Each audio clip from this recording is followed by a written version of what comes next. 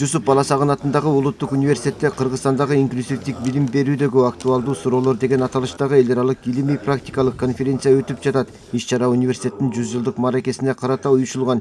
Илимий жыйын билим берүү тармагындагы алдыңкы окумуштуу педагогдордун башын бириктирди.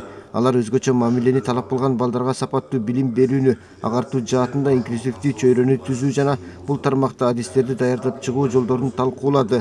Конференциянын катышуучулары инклюзивдүү окутуунун келечегин, ошондой эле кандай чакырыктар бар тааныша алды.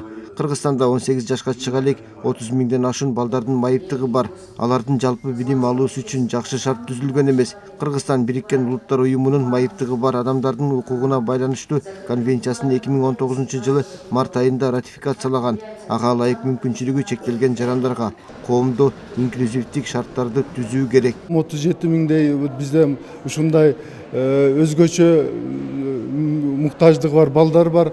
Аларды окутуу коом үчүн өтө маанилүү деп айтып кеттим. Бул балдарды толук биз өзүбүздүн коомго толук кандуу мүчө катары кайтара алабыз биз.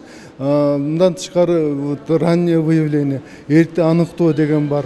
Эгерде бул балдарды эртерээк аныктап, аларды реабилитациялык иштерди жүргүзө турган болсок, анда булардын 8%-на чейин кайрадан толук эле ден соолугу чың адамдар катары кайтарууга мүмкүнчүлүктөр бар.